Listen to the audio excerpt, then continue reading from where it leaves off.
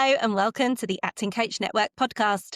I'm your host, Savannah Madden, acting coach, award-winning theatre school owner and business coach for performing arts professionals who want more time, more income and zero burnout. Today, I'm joined by Kirsty Knott, a mindset and accountability coach who works with ambitious female leaders and small business owners. Kirsty helps people who are stuck in self-doubt, imposter syndrome, and procrastination and understand what's really going on in their brain and how to rewire it for success. After a 20-year career in corporate, including 10 years in HR, Kirsty retrained as a coach.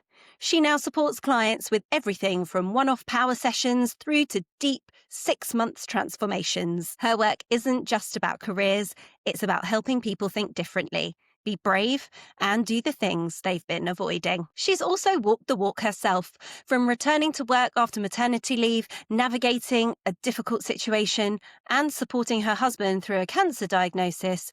Kirsty has learned firsthand how mindset tools can carry you through even the toughest times. She's here today to share some of those tools with us and to explore what actually stops us from taking action, how to make braver decisions during difficult times, and how we as acting coaches and theatre school owners can rewire our brains for growth. Kirsty Knott, welcome to the Acting Coach Network podcast. Hello, well, thank you very much for having me. You're very welcome. So, Kirsty, I always love to start right at the beginning so that everybody can hear where it all started for you. So I'd love to start with your story. What led you from a corporate HR career into mindset and accountability coaching? Yeah, so like you said, I worked in HR for the last 10 years of my career and went off on maternity leave. And before I went off, I was like, right, I'll be back and I want a promotion and I want the next thing and all that sort of stuff, as we do.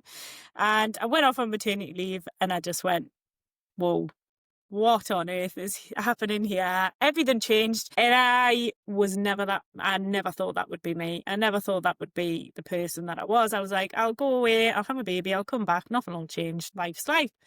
And everything changed. So I went off and had a bit of time to myself to reflect. I mean, as much time as you can with a baby, but had some time to sort of reflect and think like, what do I really want in life? I got into HR because I loved helping people, I loved supporting people, I loved seeing people get on and progress and all that great stuff.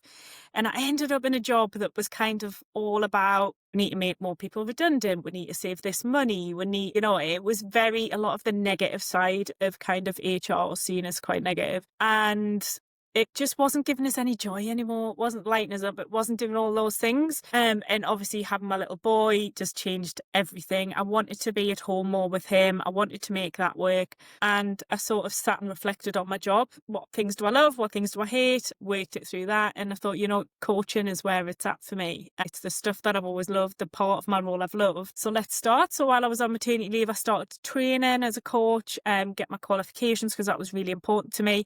And it just sort of went from there. Yeah, went all in, started a business. I can't relate to you more because I think our children are a little bit similar in age. I know I was very similar. Like, yeah, I'll go off and then I'll go back to my previous schedule and, it'll be fine. And it's really not. Yeah. This baby, they'll sit in the corner. It'll work around me. Yeah. They'll just slot into my life. I think I might have maybe said out loud. Yeah.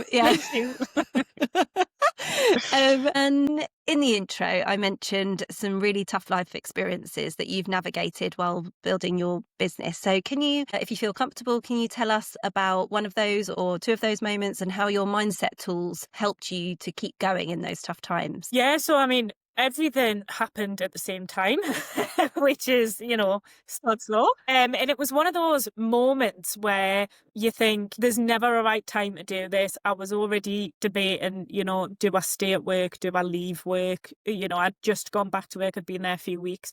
Do I just throw the towel in? Do I just go all in on the business and stuff? What do I do here? And then I was navigating a difficult situation with them. Working arrangements had changed. I was going to have to work away from home a lot more and stuff. And it didn't fit with what I needed for my family. And then my husband got diagnosed with cancer, steal my thunder a little bit and throw some more fuel on the fire. But actually, it was such a difficult time, but it was such a great time because it really helped us reflect on what was important. And ultimately, our family was the most important thing. So navigating that time, the things that I found really helpful. Luckily, I'd started my coaching journey. I had some clients. I had done all my training and stuff. So I was able to really put into practice a lot of things that I'd learned throughout that. So there was a few things that really helped. I started journaling, which I'd never done before. And really, like, there's so many journals out there, like, for so many different things. And I just found just a blank piece of paper, just getting everything out my head. It really helped me to process and manage my emotions, to understand what was really going on. And sort of stopped us spiraling. Just having that brain dump at the end of the day was really, really good. Gratitude, making sure I was practicing gratitude every day. I mean, it obviously sounds weird when you're kind of going through all that, but reminding yourself that no matter how bad it is, there's always somebody in a worse place. And actually, we were dealing with these difficult situations, but we had an amazing support network, and we had amazing friends and family and people really caring for us. We had a roof over our head, and you know what I mean? There's like, it could have been so much worse. So that was always really helpful. And reframing things around what was going on. I remember the day my husband got diagnosed, and I remember coming back from the hospital, and we just sort of like didn't know what to say. We just sort of stood a bit blank and stuff. And I just, look, it's just what we've got to deal with. At the end of the day, we've had a really good life. We've been together for a lot of years. We've not really experienced anything too bad. We haven't had a lot of grief. We haven't had a lot of difficult situations. We've had it pretty easy, really. I think this is just our time, unfortunately. Like, we're just going to have to deal with it together, and just really focusing on laughter, the people around us, and trying to make, sounds a bit morbid sometimes, but just trying to make light of the situation and saying, laughing my way through it and cracking some dark jokes at times. But sometimes, like, laughter can be the best medicine. So yeah, I found those things were probably the best things that helped me at the time. Laughter is the best medicine. Yeah. That is incredible, because there isn't anything you can do in that situation. I've heard quite a few dark jokes from people who've also found themselves in these sorts of situations, and I've always thought, oh gosh, but actually you're right. If you can't laugh, you're going to cry, aren't you? So you might as well enjoy as much as you can. I love all the other things that you said. Journaling, I'm the same. I love the thought of all these journals with all the great prompts and all the beautiful artwork, but actually just a notebook and pen is fine for me. And practicing gratitude, so important, isn't it? Yeah, really important. And I think, what you were saying before, it's bringing it back to focusing on what's in your control. Like, we cannot control the cancer diagnosis. We cannot control the organization and what I was having to kind of go back into, but we could control the decisions we were making, how we were choosing. And I remember, like, we were literally like, right, we don't want to look back on this time in our life and think, oh my God, that was horrendous. We want to look back and think of really good, positive memories. So we were literally like, right, okay. Like, I remember, like, honestly, about 5 days after finding out about Ant and stuff, we took Alfie to the aquarium for the first time, and I remember walking around there, and that's some of the memories that come back, going out on nice walks, spending time with friends, all of that sort of stuff. That's what we could control. We could control being able to do all that stuff, and that's what helped. And it's also having that perspective, isn't it? And trying to use your time the best you can, and having amazing memories. I love that. So I want to move forward now to looking at all the different things that you help your clients with. So a lot of theatre school owners, performing arts business owners, I don't think I'm speaking out of turn here when they say might know the feeling of procrastination, especially about decision making, or putting off things that are really important but really need to be done. So whether that's launching a new class, putting your prices up, that can be quite daunting for people, showing up on social media, things like that. So from your perspective, what's actually happening in the brain when we retreat instead of take action? Yeah. So what's happening is, when we're faced with something scary, and that's what it is, it's something that's abnormal, it's not something we've done before, we start retreating and we start procrastinating and we start going, let's not do that. Let's just run away and hide. There's nothing wrong with you. It is very, very normal. Actually, what it is it's very, very right.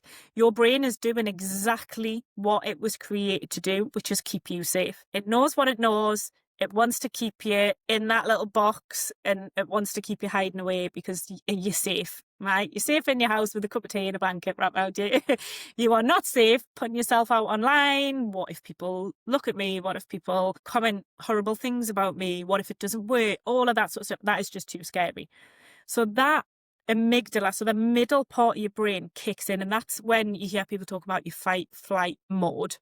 So it's literally like, run away, leg it, don't come back, lock yourself away in a box. And it just tells us that it's danger, because that's what our bodies are designed for. That's, where it all come from. But what we have to realize now in the world that we live in now is it's not danger. It's not life or death. It's not that big. It's just a little bit scary. But what happens is that when that kicks in, your prefrontal cortex, which is the front part of your brain, that's where logic lives. It's, when you're sitting and everything's calm and everything's fine, and you're like, oh yeah, I could put a new offer out. Oh yeah, I could raise my prices. That makes sense. But when it comes to press the button, that amygdala kicks in, that completely shuts down, and that takes over. So that's when we can end up just procrastinating, I can't do it. All those thoughts go running through our head. It is not laziness. Nothing's wrong with you. Everything's right with you. You're just trying to keep you safe. That's all happening. And when I did your introduction, we had obviously had a chat beforehand, and you used the word rewiring. So what does that really mean in practice? Because many of our listeners are creative people who love teaching and performing, but sometimes the business side, it feels a bit heavy. Maybe they don't feel like a business owner at the moment. It's more like it's a dance or an acting school, but it is a business. So how can they use mindset tools to push through that resistance? Yeah. So what's happening here is that there's a saying that says cells that fire together wire together. So we've got neurons all in my brain, all through our body in different places. So in your gut, in your heart, when you get those feelings like anxiety, it shows up here. Like when you get that sickly feeling, it shows up. It's all linked. It's all your neurons. But what happens is the more you repeat behavior, and the more you do things and the more you say things, that those neurons and the connections get stronger and stronger and stronger and stronger. So that's how we learn, right? So when we're kids and you are learning to talk, it's all that stuff. The more you do it, that repetition. So you think, like I was teaching toddlers how to talk and stuff like that. You've got to repeat yourself about 1,000,000 times to get it to click. But then once it clicks, that's just hardwired in your brain. It keeps you going. Now, what we can do is we can rewire that. So you might have beliefs, and we get this throughout childhood. All of these neurons, that pathways, they strengthen as you're learning everything. And then when we get older, we're kind of like, we get a bit stuck in our ways, and it's like, right, that's it. But you can rewire them. And it is as simple as practicing different choices on repetition. Keep going, keep doing it. Even if you don't believe it at first, keep doing it. And it will literally get stronger and stronger and stronger. So say you've got a belief right now of like, I am not good enough. Who the hell am I to do this, right? And that's really strong, and it just keeps coming up every time you try and do something. If we can start reframing that and start telling ourselves, I can do this. You can do this. You have delivered on what it is that you said you're going to do. It all worked. It's all fine. You're not going to die. It's not life or death. It's all okay. You start telling you those things, you can then strengthen those pathways, and you can forget the other bits. You can make those other parts smaller and smaller and smaller. So, if you think about going to school, all that stuff you learn in school, if I asked you now to go and, speak French that you learn in year 6, could you speak French? Probably not. But at the time you could have done. But when we don't use it, it can loosen those connections and we can forget about it. So it literally is. It's like coming back to what I was saying before about focusing on what you can control. The more you focus on that, knowing you've got a choice here, you can choose to tell yourself you're not good enough and it's all going to fail. Or you can choose to tell yourself, no, I am blooming good enough and I am going to make this successful. The more you believe it, the stronger those pathways become, the more you're going to go out and actually take action and do all those things that you've been putting off. That is so interesting, because I love the thought of forgetting the limiting beliefs. It's the same thing around like running as an example. So I started training for the Great Off Run last year. So after Ant's cancer diagnosis, we said we're going to run the Great Off Run to raise money for this amazing charity that we've been working with. And but I always had this thing. I used to go out and I used to see people running. I'd be like, oh, I could never be a runner. I'll never do that. I'll never be one of them people who goes on holiday and goes out for runs. I wish I could do that, but I just can't do that. I can't. And I used to tell myself that all the time. And actually, when it come down to it, I was like, right, well, I have to be a runner now because I'm going to do the Great North Run. So actually, what I can do this, and I changed that mindset around it and started telling myself, you can do this, just break it down and start. So I literally started couch to 5K, broke it all down, smaller runs become bigger runs, you know, slower runs become quicker runs. And before you know it, unfortunately, I am now a runner. I run very regularly. And I love that you said, oh, I could never be a runner that goes for a run on holiday, because I've just been that person. I was running on holiday. Yeah, loved it, because I'm in the middle of doing couch to 5K again at the moment.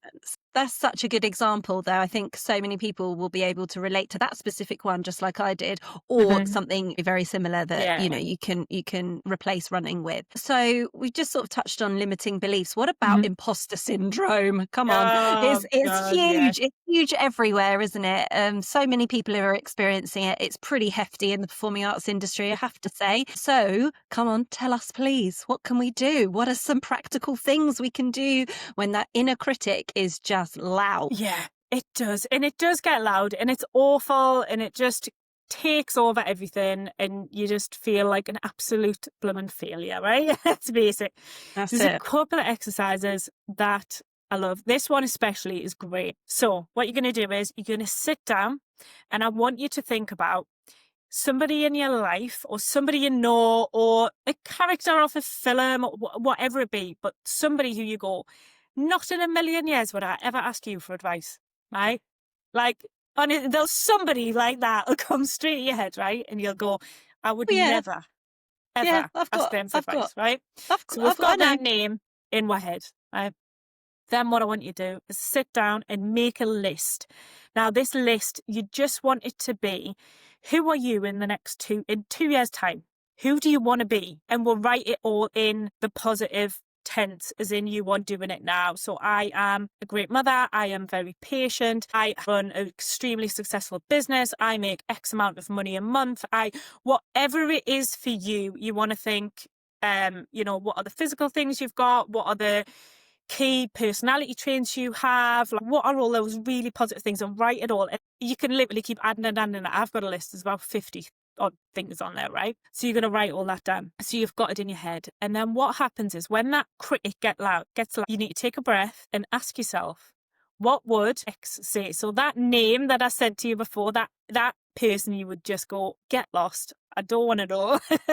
I'm not asking your opinion. You're just going to say, thank you very much. I'm not choosing to believe you right now. I want to know what Savannah, 2 years from now, what would she do? And ask that and think about that. Really positive. Who is that person? What are they doing? That is me. That is you. You have this choice. What would they do right now? What would this annoying person who gets on your way and stops you from doing everything, what would they do? No, I don't know. Thank you. Goodbye. We're going to focus on the positive from there. Love that. So I actually have a name for my inner critic and I'm just like, not now, Gertrude, not now. Yeah. And Yeah. Gertrude is not actually based on anybody real, but now I'm thinking, maybe I'll change the name. Have you got any advice of what to do when you're so because that exercise sounds amazing in principle. And I think if you're working with a coach, you know, who can guide you through that and really, really help you. But if you're just trying to still do this alone and you're in that thick of it, of where you just can't see the wood for the trees and you just feel so down on yourself, how can you remind yourself of these sort of techniques when you're just kind of a bit in the trenches, as it were? Because it's hard, right? When you're in it and it's just taken over and that front part of your brain shut down and you're just like, oh, that's it. We need to breathe, right, is the first thing. You need to really take some deep breaths. So you can do box breathing. So breathing in for 4, holding for 4, breathing out for 4, holding for 4. Do that Love a box few breathing. times. Yeah. And it just calms everything down.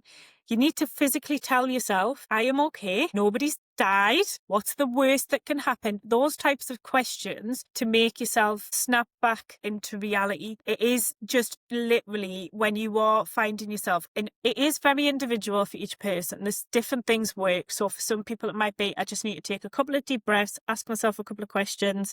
I could calm myself down. You might find that actually for you, I need to just create space. So I need to just get up from my laptop. I'm just going to go and take a 10-minute walk. I'm going to get outside. I'm going to That come really back. works for me. Yeah. Yeah, that really So works for me. and some of this is trial and error. You have to figure out what works for you. You might be sitting there next week and you start doing some box breathing at your desk and you think, Kirsty, you're flipping eye or what you doing? That hasn't worked. But it might just not be your thing. You've got to do a bit of trial and error with this stuff and figure out what really works. But I find that if I'm, really up a height and tell people, share that with people. So like, if I'm really up a height about something and I'm like, I can't see the wood for the trees and I'm getting all frustrated, and my husband will sometimes just go, why don't you just go for a walk? You're not being productive. You're faffing. Just go for a walk for half an hour. There's too much to do. No. And I'm like, I know he's right. I'm just going to stop. I'm going to go away. I'm going to go for a walk. I'm going to come back. And I guarantee you'll feel a lot better and be able to then just start again. Definitely. I think that's so true because obviously everybody is different, as you say. Yeah. Everybody's going to react differently, but they're at least some starting blocks, aren't they? Take Yeah. some time out because, as you say, you're not going to be productive if you're in that kind of high state, as it were. Yeah. So we've spoken about tough times, and now I want to move on to how do we make difficult decisions in those difficult times, because when we're facing hardship, sometimes everything still has to keep going. In some scenarios, obviously, we might be able to take time off and stop and, take the time that we need for ourselves. But in other situations, life has just got to keep on going, hasn't it? So how do we, when we are in these difficult times, how do we make decisions, and why do we default to avoiding it? Is that still the same sort of thing with fight and flight? Yeah. So it's the same thing that's happening. It is just that we just avoid things. It's fight, flight, freeze, or fawn. So that's the bit where you can just literally be like, I'm just going to do nothing and I'm just going to sit and doom scroll on my phone because that's much easier to do. It's that same thing that's happening. Now, what we can do is there is no magic pill, I'm afraid. I can't just get you, right, listen to this. I'm going to tell you one quick thing and you're going to have changed your life and you're never going to look back. It is about taking small reps and making small changes. And that courage will build resilience over time. So it's not about, we've got to think about what are the things that can make this decision easier? How can I help myself? My coach uses this analogy. She used this analogy with me once around, where she was like, you stood on the edge of a cliff and you've got to jump. So you've got to jump and it's going to happen, but you're stopping yourself, you stop yourself. What are the things you could do to build yourself a parachute so that jump becomes a little less scary? So think about what are all those small little things that you could do just to make it a little less. So if you're in a situation and you're thinking, oh my God, that looks like a really, really scary situation and I keep avoiding it all the time. Is there something else that relates to that? Is there something similar where you're doing those patterns of behaviour, but maybe it's in a situation that's not quite as scary? How can we start changing those things to have a bit more control? So if I use an example of somebody that I was talking with and they were talking about change is really scary, and it's around actually the lack of control. Doesn't like to be out of control. And she used an example of when she watches a movie. She'll sit at the beginning of a movie and she'll say, right, well, this could happen, this could happen, this could happen, this could happen. And guarantee she's probably done the whole plot for the film and just ruined it for the other person, right? But for her, when she realised, was like, oh, what I'm actually doing there is I need the control. I need to control, like, I need to know the outcome of this. So it was like, right, okay, so you've got this other big scary thing that you're dealing with. This is a small example of when you're using those patterns of behaviour. So what I want you to do is next time you sit down with a movie, I want you to stop yourself. I want you to stop yourself and tell you, it's all right, doesn't matter. Doesn't matter what happens at the end of this movie. I'm going to watch it anyway. I'm going to find out. So it's okay. By doing those little things, you can start that rewiring process of changing it. And then the more over time and time and time we start making these decisions and doing these scary things, your brain goes, oh, hang on a minute, you didn't die. You're all right. Oh, you can do that again. That's fine. Do you think about the first time as a business owner you post on social media? I think back to the first video I put on. Horrendous. When I look at it now, horrendous. Hours and hours of filming. Hated every second of it. Analysed it to an inch of its life. Checked my phone every 30 seconds after I posted it. But actually, the more I've done it, the more I've done it, the more I've done it. Now I'm just like, okay, yeah, done. Like, done, whatever. Not bothered. Is what it is. And that is exactly what we need to just keep doing. But it takes time. And it's just about having that self-awareness, like the person you were talking about with the film, like being able to have that amount of awareness to recognize that that's what they were doing and then be able to practice not doing it is really, really great. And also just enjoy the film. Maybe I can be bad at doing that sometimes. I'm like, yeah, that's the person that killed him. Like, that's the person that's done this. They're clearly dodgy. We've all been there, haven't we? Amazing. So looking back on your journey in business, what's been your biggest lesson about balancing business, family and life and all of that sort of thing?